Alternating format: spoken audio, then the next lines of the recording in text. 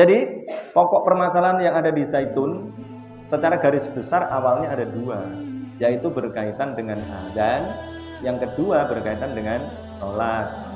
Yang berkaitan dengan adzan adalah adzannya tidak berlaku dan tidak menghadap kiblat. Ya, adzannya tidak berlaku dan muadzinnya tidak menghadap kiblat, gitu tepatnya. Yang kedua adalah shofnya jarang-jarang seperti yang sudah kita jalani selama 2 tahun itu. Ya, jadi shofnya jarang-jarang dan ada perempuan di situ. Pasti yang paling memicu bukan soal jarang-jarangnya, tapi karena ada perempuan di situ. Karena sudah 2 tahun lebih kita melakukan sholat dengan shaf yang ya berjarak itu. Nah, sekarang yang pertama, tadi saya katakan bahwa persoalan agama ini adalah persoalan yang sebagiannya itu menjadi sangat spekulatif. Kenapa? Karena banyak orang yang tidak ngerti kemudian ikut bicara gitu. Atau ada orang yang hanya berasumsi, tidak melakukan riset, tetapi dia dikenal sebagai ulama. Dan itu sudah terjadi di masa lampau. Nah, persoalan ini adalah persoalan yang sudah menjadi perdebatan sejak dulu ya. Sekarang kita bahas persoalan azan. Sekarang masalahnya azan begitu itu apa masalahnya? Tidak ada kan masalahnya kan? Justru azan di masa Rasulullah ya begitu. Azan Bilal pertama kali ketika Fatu Makkah, kemudian dia naik ke Ka'bah itu Bilal menghadap kemana? Apakah dia menghadap kiblat? Wong dia di atas kiblat. Begitu aja kok dipersoalkan. Mempersoalkan begitu itu sudah dikritik oleh Riu Hasan tadi. Ya, sehingga membuka celah itu loh, celah orang mengkritik kita. Dia mengatakan tentang 2 hal kan? Ya. Yang pertama, kata dia, filsafat menanyakan tentang sesuatu yang sebenarnya nggak perlu dijawab. Sebaliknya agama menjawab sesuatu yang tidak ditanyakan. Setelah saya pikir-pikir, ya juga itu. Seringkali orang begitu, ya. Orangnya loh ya ini, kelompok agamawan. Yang diomongkan itu seperti orang Yunani kuno. Seperti yang diomongkan oleh Socrates, Plato, Aristoteles. Itu ngomong tentang segala sesuatu. Diomongkan semuanya, sebagiannya benar sekarang, tapi sebagiannya terbukti salah. Yang terbukti salah apa? Yang terbukti salah yang sudah beredar di bacaan-bacaan kalian itu ada 5. Di antaranya adalah gigi perempuan lebih sedikit dibandingkan gigi laki-laki. Itu tinggal nyangap istrinya aja, tapi nggak dilakukan, ya.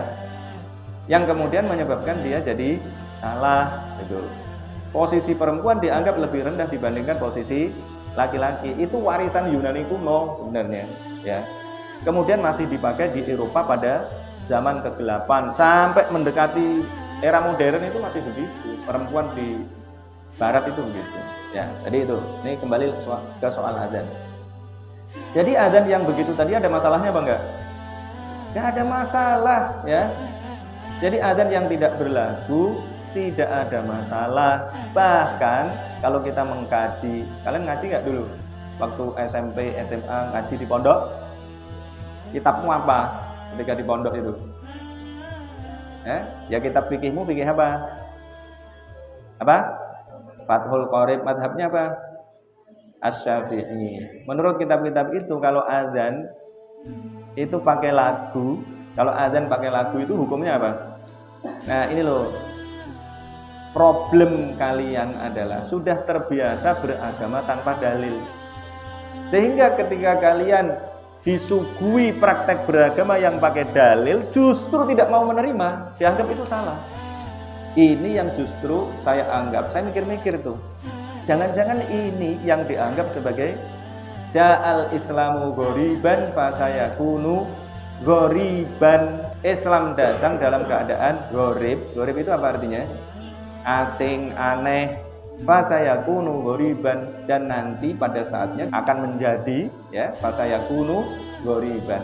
Orang Islam nggak mengenali Islam ini apa gitu. Termasuk diantaranya pada persoalan azan. Azan yang awalnya begitu, kemudian di masa-masa para mujtahid dulu itu kemudian dirumuskan bahwa azan itu ya sudah lempeng aja gitu. Maka kemudian berubah, terjadi perubahan, nggak tahu apa sebabnya. Sebabnya apa? Mungkin orang suka lagu-lagu, maka kemudian azannya dipakai lagu-lagu gitu. Nah kemudian menjadi umum, wah ternyata lebih enak yang pakai lagu-lagu. Maka kemudian yang paling umum adalah azan pakai lagu-lagu. Sampai kalian lahir, azan itu pakai lagu-lagu. Nah ternyata azan yang benar itu, yang sesuai dengan Rasulullah, bukan yang benar ya, saya tidak ingin mengatakan yang benar. Azan pada zaman Rasulullah yang dilakukan oleh Bilal itu adalah azan yang tidak pakai lagu. Ya azannya lempeng begitu, suaranya bagus, suaranya bagus ya, nadanya lempeng, tidak seperti suara nasuha. Mau dibelok-belokkan suaranya seperti lampor begitu. Paham? Yang bermasalah siapa berarti? Yang masalah adalah orang yang tidak tahu kemudian komentar karena tidak seperti yang dibayangkan, tidak seperti yang dia ketahui, maka kemudian dianggapnya yang tidak seperti yang dia ketahui itu salah. Kalian kalau pergi ke Kudus itu ada masjid di desa apa itu juga begitu. Malah kemudian ditulis itu, ada tulisannya, kalau ada azan yang tidak pakai lagu tolong ditegur muadzinnya. Ya kan? Di desa mana? Coba nanti kalian cek itu di Kudus itu. Kemarin saya dikirimi Pak Nadir itu. Ya. Jadi umat Islam ini karena sudah terbiasa dengan apa? Dengan berislam tanpa dalil, ya beragama tanpa dalil, maka kemudian kalau disuguhi dalil malah merasa bahwa itu tidak benar karena mereka tidak tahu. Itu yang saya sebut tadi apa? Manifestasi dari yang diperkirakan oleh Rasulullah, ja'al islamu ghoriban fasayakunu ghoriban. Kemudian soal menghadapnya sekarang, apakah ada kewajiban menghadap ke kiblat? Lah azan itu yang dipanggil siapa? Yang dipanggil siapa? Yang dipanggil adalah jamaah. Maka loudspeakernya itu kan sebenarnya kan manifestasi dari mulut kalian. Ya kan? Tapi kan itu bid'ah lagi nanti. Ya toh? Maka ada juga orang-orang yang menganggap bahwa loudspeaker itu bid'ah. Loh gitu. Ada di mana tuh? Di Bogor atau di mana itu? Saya pernah itu datang ke sana, itu ada sebuah musola yang tidak ada loudspeakernya. Katanya apa? Rasulullah dulu tidak melakukan itu. Ya iyalah, pada zaman Rasulullah nggak ada loudspeaker. Bahkan loudspeaker pada zaman sudah modern aja ya itu masih dianggap bid'ah dulu. Radio misalnya dianggap sebagai suara setan ya. Yang mengatakan begitu siapa? Yang mengatakan begitu adalah Imam Masjidil Haram. Biasa aja menurut saya. Jadi ada orang yang menafsirkan agama ini secara keliru, tapi kemudian karena dia punya kekuasaannya bisa kekuasaan kultural, bisa kekuasaan struktural, maka kemudian diikuti, padahal pendapatnya salah. Kratos, Plato, Aristoteles itu juga dianggap sebagai orang-orang yang punya otoritas, kemudian diikuti pendapat-pendapatnya, padahal ternyata kemudian sebagian pendapatnya adalah pendapat yang salah loh gitu ya. Ini soal apa? Soal azan. Jadi kalian bahas tuh satu persatu, pokok permasalahannya apa, yang benar itu bagaimana, sehingga kalian kalau ditanya orang, kalian bisa menjawab dengan benar dan selesai, jangan dibahas lagi. Itu adalah persoalan yang mestinya sudah selesai belasan abad yang lalu. Sekarang mestinya umat Islam membahas yang lain. Orang lain itu sudah menginjak-injak bulan, menginjak-injak Maret. Kalian masih menggunakan cara-cara mengintip itu, masih seolah-olah tidak ada kepastian besok itu bulan datang apa enggak. Kayak datang bulanmu, besok itu saya datang bulan apa enggak gitu. Padahal orang lain sudah punya satelit, jadi sudah bisa dilihat terus itu. Nah kalian masih menunggu bulan seperti kalian menunggu haidmu itu, menunggu datang bulan. Itu salah atau benar? Begitu itu. Tapi ya sudah, demi toleransi maka kemudian ya sudah silakan yang mau puasa besok ya silahkan besok, yang mau puasa hari ini ya puasa hari ini, yang mau lebaran hari ini silahkan, yang mau lebaran besok ya silahkan. Akhirnya begitu. Demi apa? Ya biar tidak ribut, kan begitu aja. Nah, yang kedua apa tadi? Soal sholat yang softnya jarang. Kenapa kok softnya jarang? Ya alasannya pasti bisa dibuat, masa bikin alasan begitu aja nggak bisa, ya kan? Kami masih menjalankan protokol COVID. Bener apa enggak? Bener loh gitu. Kalau alasannya itu, ya bener-bener aja. Saya itu kalau kemana-mana, kalau nggak pakai masker, dimarahi sama Bu Ongki itu. Misalnya masuk rumah sakit, kalau nggak pakai masker dimarahi. Nah, kemudian orang mengatakan, tapi itu nggak pakai masker. Lah kemungkinannya gimana? Nggak pakai masker, deket-deketan, ya kan? Tapi ada juga yang pakai masker. Tapi yang jelas itu bisa dicarikan alasannya. Dan kita sudah terbiasa dengan jaga jarak. Selama 2 tahun ya biasa saja gitu loh, ya. Nah, kemudian nanti kan dipersoalkan, loh sholat itu kan harus rapat. Lah iya itu tadi karena ada alasannya. Alasannya adalah protokol kesehatan. Terus masalahnya lagi apa? Protokol kesehatan. Jadi begini, orang yang tidak memiliki pengalaman dalam melakukan kaderisasi, Az-Zaitun ini kan pondok pesantren kaderisasi, ya mirip-mirip kita lah. Saya nggak mau bilang kita mirip-mirip mereka, nanti kita dianggap sebagai pengikut. Enggak, ini independen, kita ini independen. Mereka juga saya kira independen, ya. Mereka memiliki pengalaman sendiri. Pengalamannya apa? Seperti saya punya pengalaman. Pengalaman saya dan keinginan saya ini kemudian terkonvergensi. Keinginan saya apa? Keinginan saya adalah kalian menjadi dai-daiyah. Keinginan saya adalah kalian bisa berdakwah kemana-mana. Iya, kalau kalian yang perempuan ini menikah dengan yang sebelah sini, ya kan? Jumlah kalian yang perempuan ini 3 kali lipat lebih banyak. Yang sini belum tentu mampu menikahi kalian, ya kan? Belum tentu kan? Belum tentu mampu dan belum tentu mau. Nah, kalian juga belum tentu mau sama mereka, biar adil. Itu toh. Terus gimana? Kalau tiba-tiba ada kepala suku dari mana, ya, teman saya yang bukan muslim datang ke sini, Pak Ustadz, saya mau masuk Islam, tapi jodohin dong sama santri Pak Ustadz misalnya. Atau Pak Ustadz, saya mau masuk Islam, tetapi kalau saya nggak ngerti Islam terus gimana anak buah saya, ya, di suku saya sana, ya nikahin dong, entah itu modus atau apa, ya. Kemudian ya minta dinikahin sama kalian.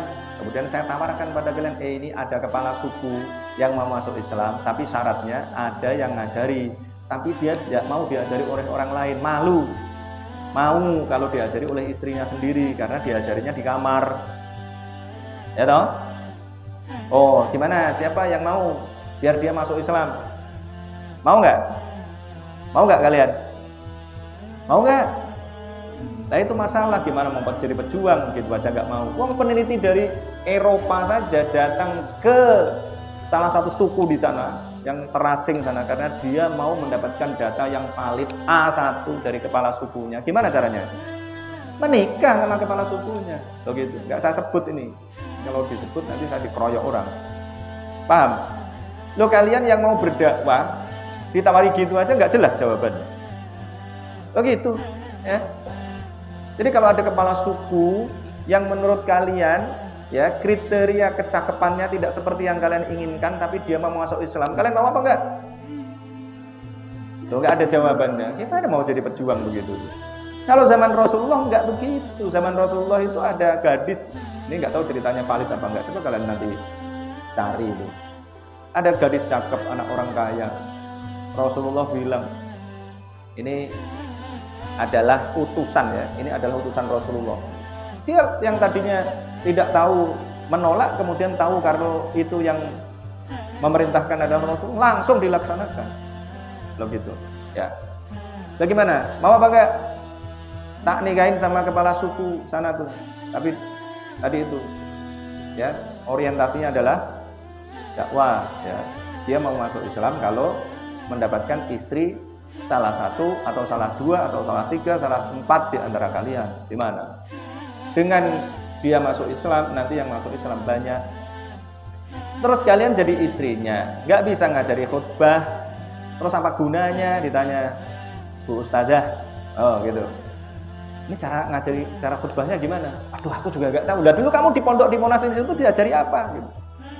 Maka sejak awal saya minta itu perempuan-perempuan di sini untuk khutbah, tapi khutbahnya hanya latihan, ya. Karena nanti kalau saya bilang khutbah beneran, wah, tuh nanti dimarahi banyak orang, ya kan? Nah, khutbahnya latihan habis maghrib, pura-puranya sholat Jumatnya adalah sholat Isya. Itu dulu itu, ya, untuk membuat perempuan jadi bisa khutbah juga. Kalian boleh cek, kalian boleh lakukan riset. Orang-orang itu yang komentar-komentar tadi itu, yang komentar menyalah-nyalahkan tadi itu, suruh khutbah kalau berani, tak bayar, gitu. Tuh jangankan mereka, lu kalian aja yang khutbah itu kalau mau khutbah gemeter dulu, ya kan? Betul nggak? Pertama kali khutbah gimana? Rasanya gimana? Ya iya kan, harus dibiasakan. Ya. Gemeter dulu, baru pertama kali gemeter banget, kemudian kedua gemeter.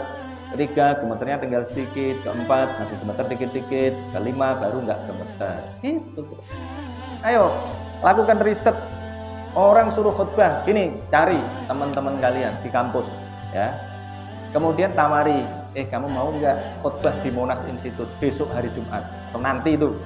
Cari itu teman kalian, ya. Cari teman kalian laki-laki, ya, nggak usah perempuan. Cari teman kalian laki-laki di kampus, kemudian tawari. Wah, ini Monas Institute lagi membutuhkan khotib, pura-pura aja begitu, ya. Kamu bisa nggak khotib? Jadi khotib di Monas Institute, gampang kan? Nanti mau apa enggak? Gitu. Kalau nggak mau kenapa? Oh gitu. Kenapa? Saya sudah pengalaman di mana-mana itu, ya. Ya banyak orang, banyak teman saya yang terpaksa dia jadi khotib, misalnya harus jadi khotib. Karena apa?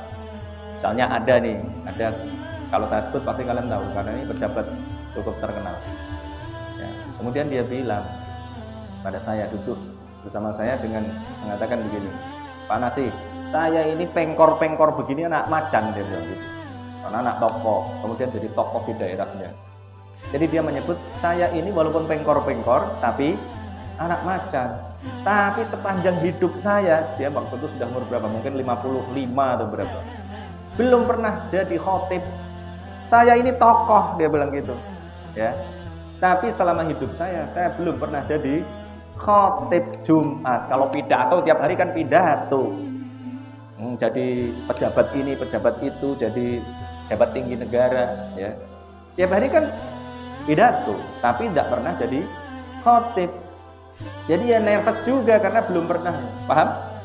Maka kemudian saya cari dulu. Ini bacaannya yang ini Pak, ini baru ini. Nah, kemudian dia mencoba. Pertama kali ya nervous, walaupun dia pejabat tinggi negara. Oh gitu. Ya. Kemudian ada lagi, banyaklah teman-teman yang lain itu, apalagi politisi-politisi itu.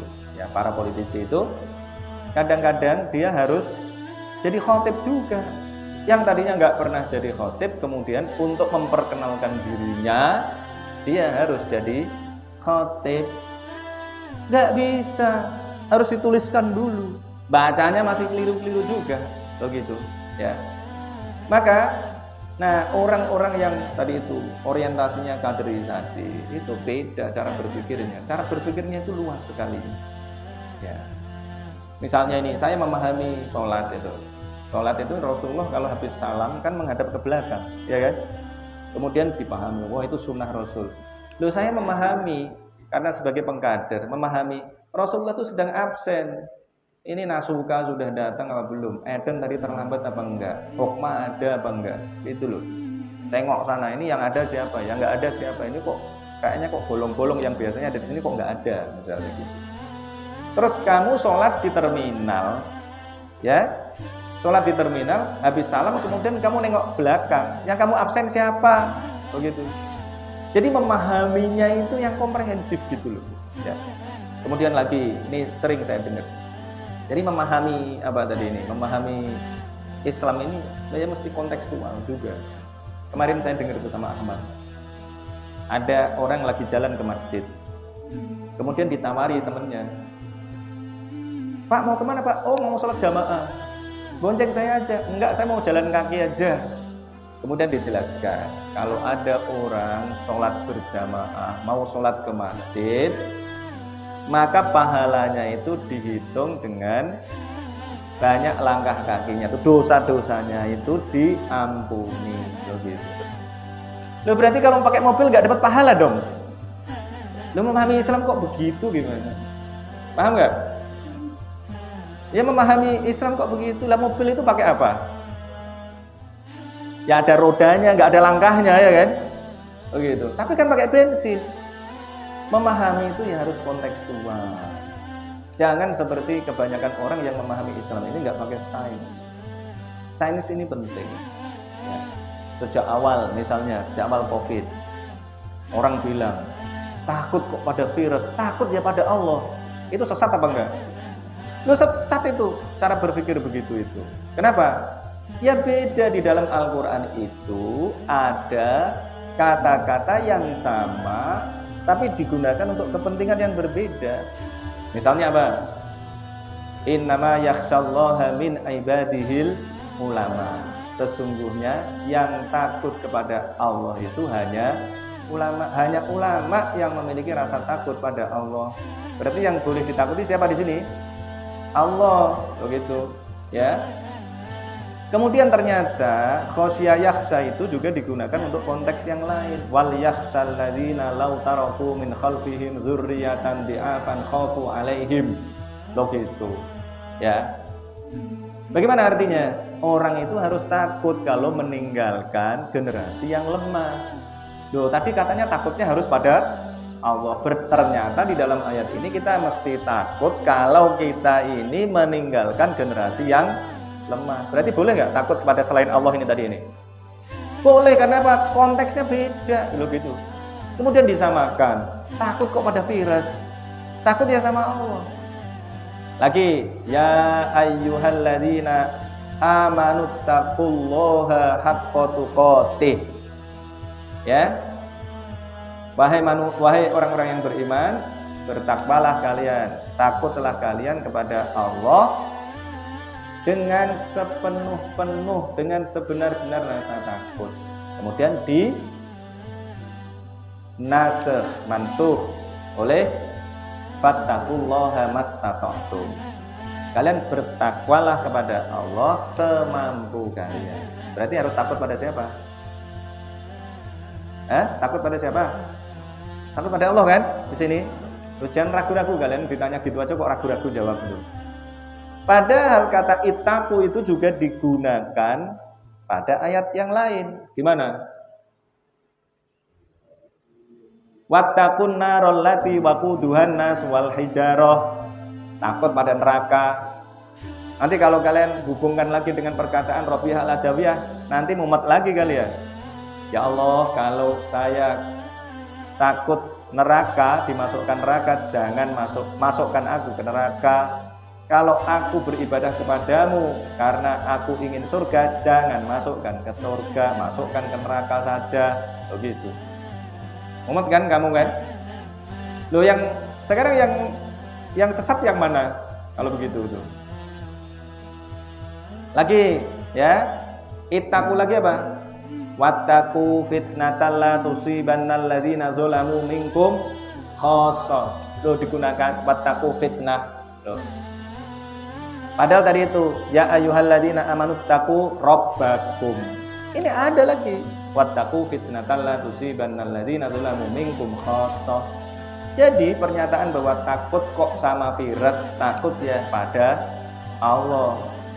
Nah, sekarang saya tanya, kalau kamu saya ajak ke hutan atau udahlah nggak usah, kucing aja loh, kucing saya taruh situ, kucing yang suka nyakar gitu, kamu takut apa enggak? Takut. Lo takut kok sama kucing, begitu.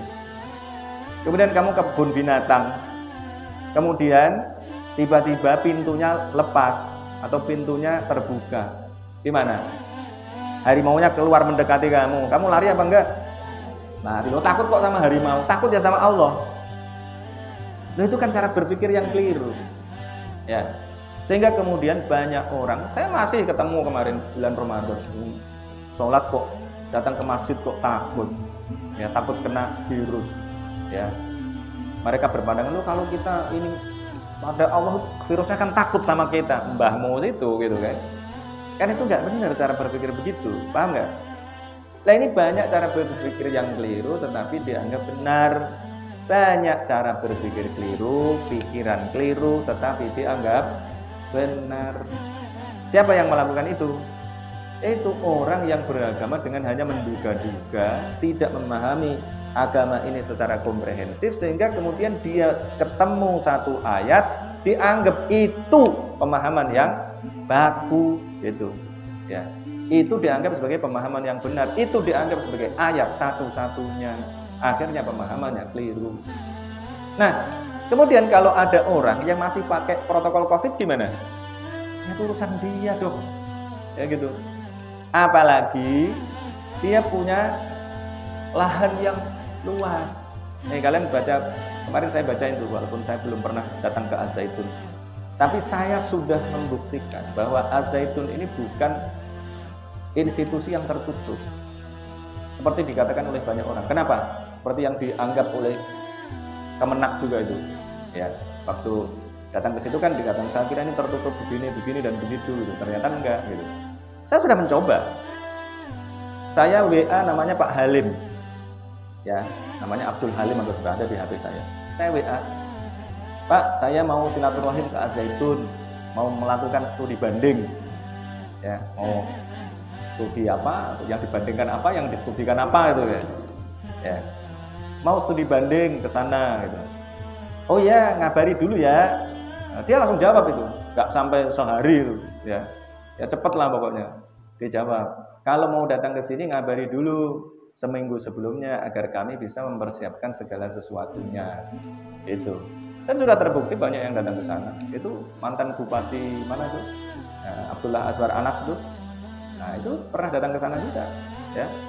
Artinya apa? Ya biasa saja. Orang itu menganggap bahwa kalau bukan kelompoknya, merasa bukan kelompoknya, itu kemudian dianggap sebagai sesat.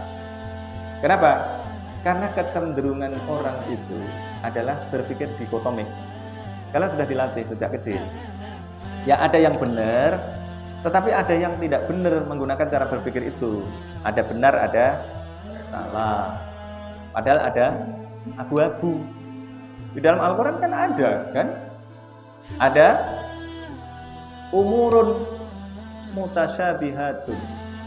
Maksudnya kan ada abu-abu. Ya toh? Ada merah, ada putih kalau di Indonesia. Kalian ini di drive oleh kerangka berpikir yang dikotomik. Benar, salah, laki-laki, perempuan. Kalian itu benar apa enggak? Benar. Tapi kan ada, warna itu tidak hanya merah dan putih. Ada spektrum.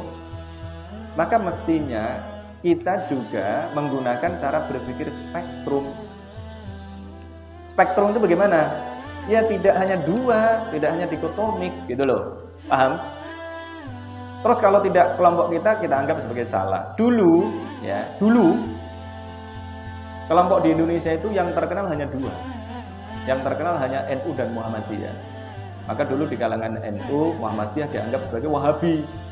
Nah ternyata Muhammadiyah bukan Wahabi. Sekarang nyari lagi, ternyata ada NU, ada Muhammadiyah, sekarang ada Wahabi.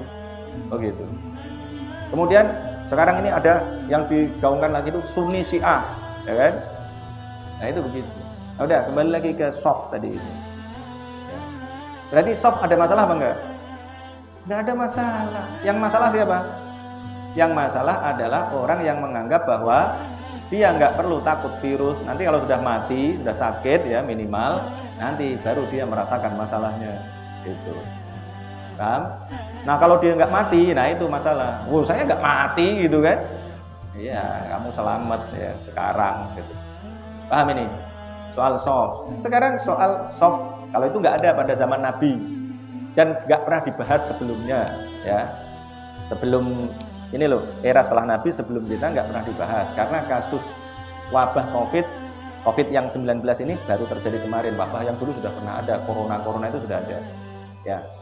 Kemudian yang berikutnya adalah ada perempuan di situ bercampur dengan laki-laki. Kalau kita melihat 4 mazhab, maka yang 2 mengatakan tidak sah, yang 2 mengatakan sah, tapi hukumnya makruh. Nah kalau makruh itu boleh nggak dilakukan? Ya boleh-boleh saja, tidak haram gitu loh maksudnya. Nah berarti kan soal pilihan kan, ya toh? Berarti kalau mau begitu itu kan soal pilihan, kamu mau melakukannya atau tidak, kan gitu aja. Misalnya orang rokok, rokok itu hukumnya apa? Haram atau makruh? Ada yang mengatakan haram, tapi biasa-biasa aja banyak orang rokok, ya kan? Malah dilakukan. Nah kemudian yang paling ringan mengatakan bahwa rokok itu makruh, tapi ada yang mengada-ada, rokok itu wajib. Kenapa? Kalau saya nggak rokok maka saya tidak bisa melek, ya itu masalahmu gitu loh, ya. Loh itu begitu. Wong ada orang melakukan pilihannya yang itu tidak dosa kok nggak boleh, kemudian diributkan. Yang ributkan rokok aja itu, ya. Jadi sama-sama makruhnya, mestinya yang diributkan rokok. Kenapa? Rokok itu menyebabkan lehermu bolong, ya toh. Kemudian yang kedua menyebabkan orang lain sesak napas. Yang ketiga menyebabkan anakmu stunting. Kenapa? Uang yang mestinya digunakan untuk makanan-makanan yang bergizi kemudian digunakan untuk membeli rokok yang tadi itu membuat masalah bagi lingkungan. Kemudian yang diributkan adalah ada perempuan di antara laki-laki sedang sholat tadi itu. Sedang sholat ada perempuan di situ di antara laki-laki. Lu sama-sama makruhnya yang harusnya dipersoalkan adalah rokok lo gitu loh. Kenapa memilih mempersoalkan tadi itu? Oh itu sama-sama persoalan agama kok gitu. Kenapa kok begitu? Coba kalian cari sebabnya. Kenapa sama-sama makruhnya yang dipersoalkan adalah orang yang sedang sholat di tengah-tengahnya, laki-laki yang sedang sholat tadi banyak tadi di Az-Zaitun tadi itu ada di tengah-tengahnya perempuan. Kenapa yang dipersoalkan adalah itu? Padahal itu adalah perbuatan yang hukumnya makruh. Tapi kenapa tidak rokok yang hukumnya juga makruh? Kenapa? Itu cari jawabannya. Persoalan berikutnya adalah ada non-muslim di tengah-tengah orang sholat, ya. Coba kalian cari, ada enggak kasus di Indonesia pernah ada non-muslim berada di tengah-tengah para kiai lagi sholat? Ayo ingat-ingat, cari di Google, ya. Pada saat Kiai Solahuddin Wahid meninggal, kemudian masih menunggu jenazah Kiai Solahuddin Wahid datang, kiai-kiai pada sholat. Nah di antara yang takziah ke situ adalah siapa? Hotman Paris. Kalian ketik itu Hotman Paris. Hotman Paris sholat gitu, nanti kan muncul itu kata kunci, bukan Hotman Paris sholat, tetapi Hotman Paris berada di antara orang sholat, tapi di belakang dia. Ya. Ada. Kemudian apa yang terjadi? Ya biasa saja itu loh. Ya. Kemudian bahkan banyak orang yang mendoakan semoga mendapatkan hidayah. Loh gitu. Ya. Terus sekarang masalahnya apa? Loh, kamu itu diperintahkan untuk dakwah. Ada orang datang ke gereja, kamu ribut. Ya kan? Kemudian ada orang datang ke masjid, kamu ribut lagi. Terus kamu itu mau jadi apa gitu loh. Ya. Misalnya saya datang ke gereja, saya ceramah di gereja, masalahnya apa? Wong saya menceramahkan tentang sesuatu yang menjadi pikiran saya. Loh siapa tahu dengan berbicara seperti itu kemudian mereka jadi, oh ternyata Islam ini canggih. Itu karena apa? Karena kamu nggak pede menjadi seorang Islam, maka kamu kemudian menjadi orang yang, saya pakai kamu aja. Ya. Kamu nggak pede menjadi seorang Muslim karena kamu nggak tahu argumentasinya. Maka kalau begitu itu kamu anggap sebagai merusak. Ya jangan samakan kamu dengan saya dong. Kira-kira begitu.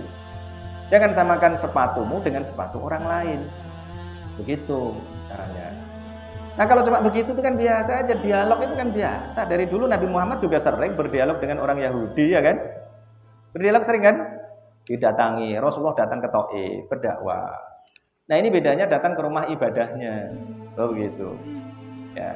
Kemudian ada orang lain yang datang karena sudah baik hubungannya, kemudian datang ke masjid pada saat sholat, dan itu adalah wartawan. Masalah nggak? Masalahnya apa coba? Masalahnya apa? Nah kemudian ketika menyerang azan, ternyata yang menyerang justru yang salah. Ketika menyerang azan menghadap ke kiblat, ternyata juga salah. Menyerang apa lagi? Menyerang tadi softnya yang jarang-jarang, ternyata tidak cukup argumen. Menyerang ada perempuan yang ada di situ, ternyata hukumnya cuma makruh. Maka kemudian ganti tema. Sekarang yang ribut apa?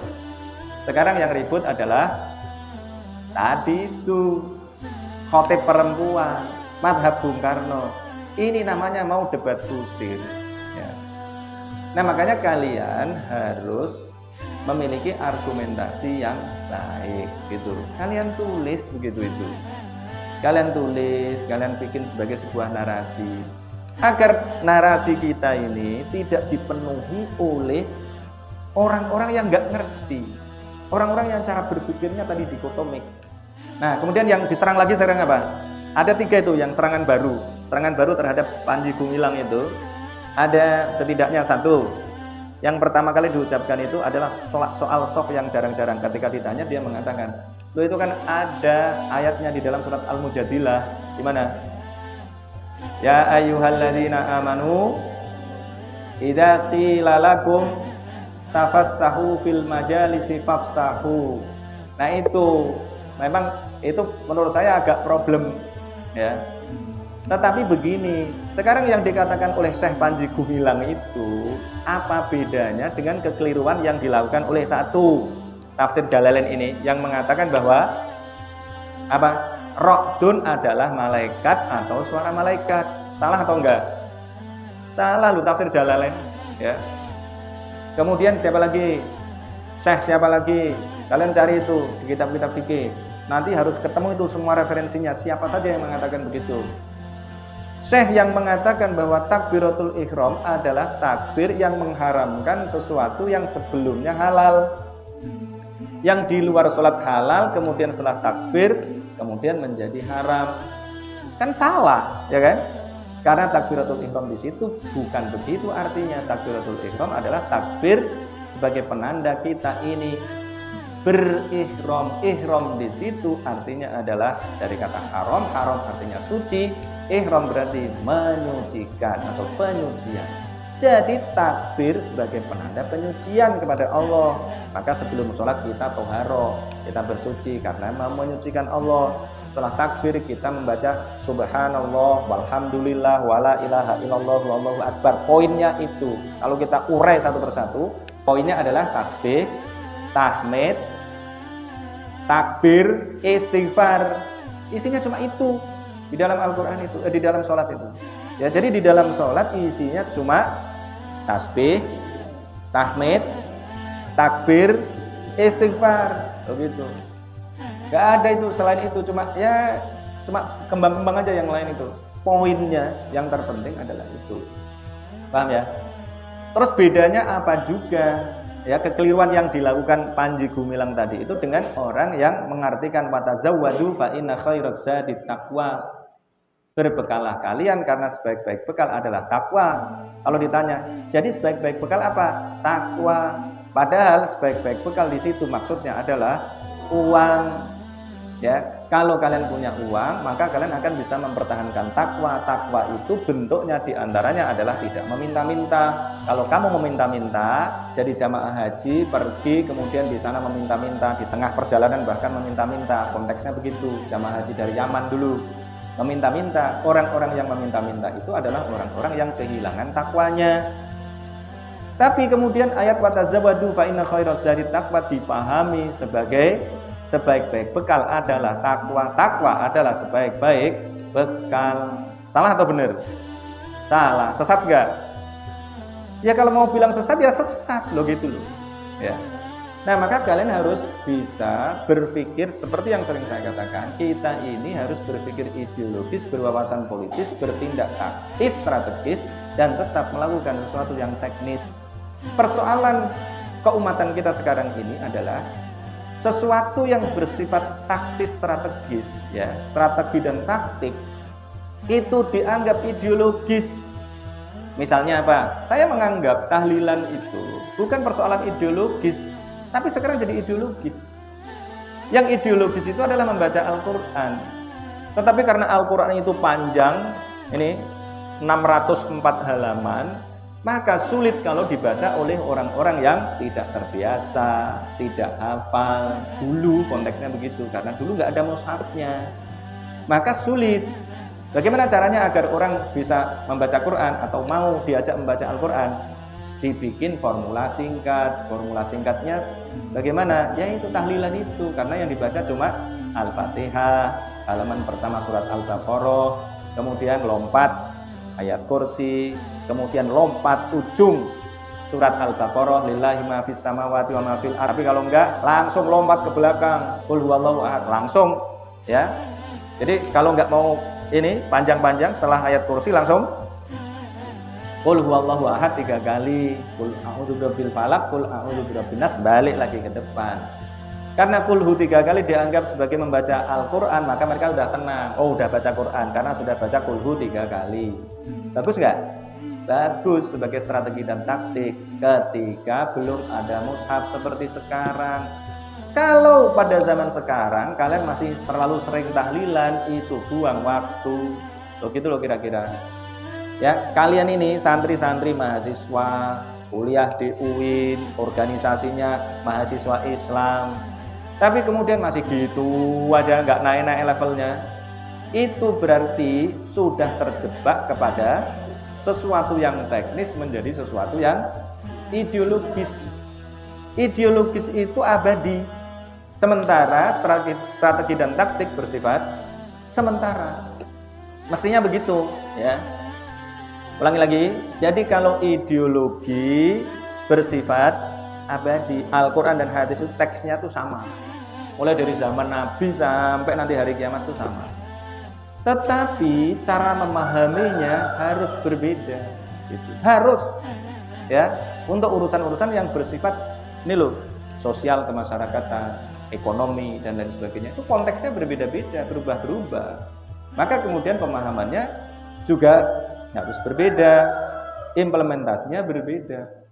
Kalau urusan tauhid ya dari dulu sama, nggak berubah, gitu. Allah itu satu, paham ini? Ya. Nah, persoalannya adalah sesuatu yang bersifat strategi dan taktik, ya, strategis dan taktis tadi itu dianggap sebagai sesuatu yang ideologis. Apa penyebabnya? Misalnya, ya, aktivitas-aktivitas keagamaan yang tadi itu awalnya bersifat strategis dan taktis, kemudian dijadikan ideologis untuk apa? Untuk membuat orang mudah dikumpulkan, kemudian dikonsolidir, kemudian dimobilisir untuk kepentingan politik tertentu. Kepentingan politik itu boleh apa enggak? Boleh saja, gitu. Tetapi jangan membodohi umat, gitu loh, ya. Umat ini harus dicerdaskan. Kayak kalian itu saya minta untuk mengkonsolidir diri, untuk memobilisasi kekuatan. Tetapi jangan membodohi umat. Kalau membodohi umat, nanti ya begini terus. Umat Islam ini nggak maju-maju. Paham ya? Jadi poinnya apa? Yang tadi udah semua belum? Udah? Nah, sekarang kalian cari apa penyebabnya. Kenapa Az-Zaitun berani begitu? Gitu. Kenapa banyak orang kemudian menyalahkan? Masalahnya ada di mana? Itu caranya, ya. Kalian analisis, kemudian kalian simpulkan. Agar saya itu ngerti. Kalian ini bisa nggak menganalisis persoalan? Gitu, ya. Paham? Paham nggak? Paham? Nah ini bikin. Saya kasih waktu 3 hari. Ya, 3 hari harus jadi itu. Yang sampai nggak jadi. Oke, cukup dulu. Assalamualaikum warahmatullahi wabarakatuh.